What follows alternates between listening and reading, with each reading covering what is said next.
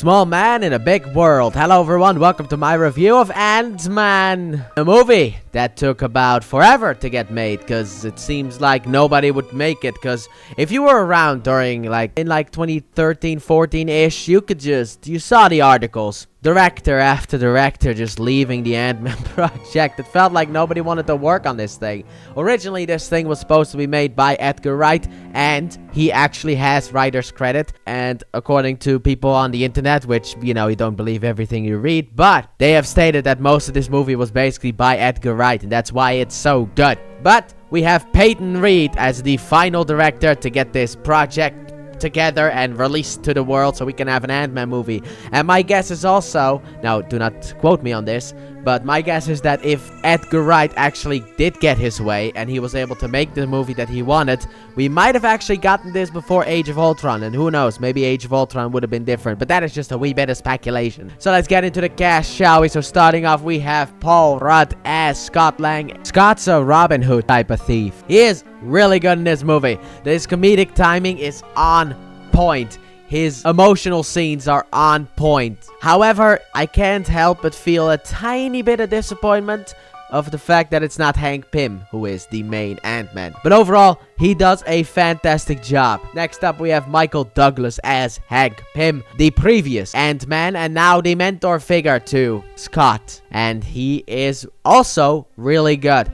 You can see that there's a lot of emotion with his character, especially because of how he lost his wife, Hope's mom, who we'll get to next. And the family dynamic, I really like that. And he is also technically the reason for the main villain of the movie. So next up we have Evangeline Lilly. Hope I pronounced that right. It sounded kind of right, so I'm gonna keep it. As Hope Van Dyne, the daughter of Hank Pym and Janet. And there is a lot of tension between Hank and Hope. And I really like that in the movie. Evangeline Lilly, outside of the haircut, which I think looks garbage. That haircut is awful. However, she does once again do a really good job. So how about we talk about the gang, boys? The gang. Because we have Michael Pena as the best character in these, well, in the first two Ant-Man movies. I was gonna say all three, but I forgot he's not in the third one. As Luis.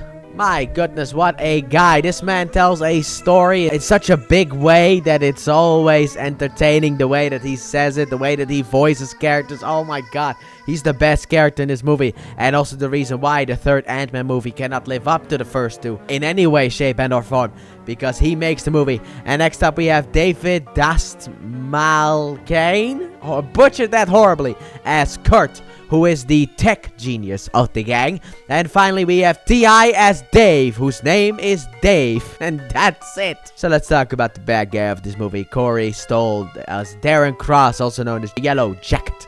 And yeah, the problem of this movie. Because just like a lot of other MCU movies, we have a bad villain. We have a villain for the sake of having a villain. I think he works well enough in that sense, but if you want any type of backstory, they do like a little thing with him in the movie. If you pay attention, they do a little thing with him where it's like you're kind of gonna feel bad for him, but I don't. But he's just a bad guy that Scott needs to take down, and that's all he does in this movie. However, as with any movie that has this kind of issue, it will never be able to reach that 10 out of 10 because of the fact that it already has a bad villain. So the highest score that this movie can go for is a 9 out of 10. However, Corey Stoll does do a good job as Darren Cross. He is entertaining in the scenes that he's in. He seems to be having a lot of fun with the role. The problem is the role just doesn't really offer a whole lot outside of he's the bad guy who has some fun moments, and that's it, some jokey moments.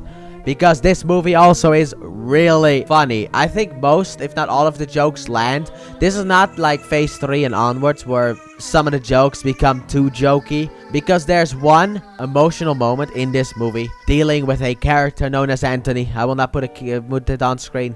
But there's an emotional moment with Anthony. And that emotional moment hits in the movie. It does not get undercut by a joke. And I like that too. I wanted to give credit to that in the spoiler-free version. Let's talk about the next cast member, who is actually, well, it's a wee girl. We have Abby Ryder Fortson as Cassie Lang. And, well, she's adorable, ain't she? She is the daughter of Scott Lang and nicknamed Peanut. And I really like her in this movie. She's adorable, and she also has like funny moments, but she's not really like a bad kid actor in that sense where it like drags the movie down. There's one point because Scott is a criminal, kind of a criminal.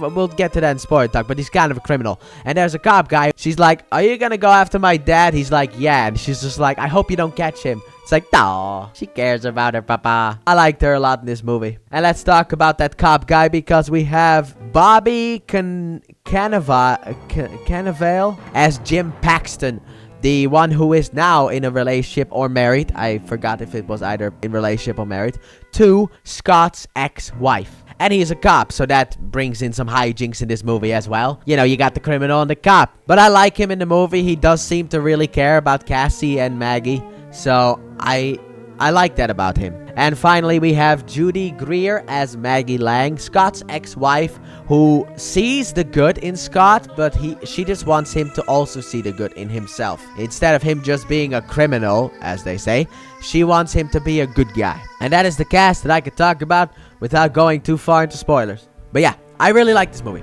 I thought this movie was really funny. The only big issue, I guess, if you really want to call it an issue, I don't necessarily have an issue. I will drop a point for it, sure. But it's not like, it's something that I expect. And that is Darren Cross's Yellow Jacket. A bad villain. It's just something that I expect. However, Luis's stories kind of make up for that, but not enough to really get this movie in the realm of a 10 out of 10. No. But it makes up for it because Luis's stories are absolutely fantastic. The comedy hits in all the right places. It is a really good movie. So let's move straight into final verdict. Because of the fact that this is a small movie, I don't necessarily need to talk long about this movie. So, my final verdict for Ant-Man is going to be a 9 out of 10. Yes, I know it might be a little bit too high. People will probably say that it is too high. However, I feel like with the influence of Edgar Wright within this movie, that's why it reaches a 9 out of 10. Because that man was on point. Because I remember like back in the day, we even got like a little preview of this movie. And that preview was actually in this movie. But I love what they do in this movie with the whole like going small. Like they will have like a kid's toy set be a big action sequence. When really, if you look at it, it's just like Lego. It's basically a Lego city. But they can make that an action sequence because the characters become small. And things that would look ridiculous when you're big look epic when you're small. And I love the way that they use the environment as well with the whole becoming small. It is just a great time. However, I can also see where people may not like this movie as much. However, I do. So that has been my review of Ant-Man. Comment down below and let me know your thoughts on this movie. Did you love it? Did you not? Let me know down below. And with that being said, thank you all so very much for watching. And I hope you guys have enjoyed. And if you did, please like button, subscribe if you're new, if you've done so already. Turn on notifications. And don't forget to check out my Let's Play channel, link in the description and at the end of the video. And I'll see you guys next time for the Dark World, where we have a man with a gun and a blind man who tries to stop him, aka Daredevil Season 2. Bye!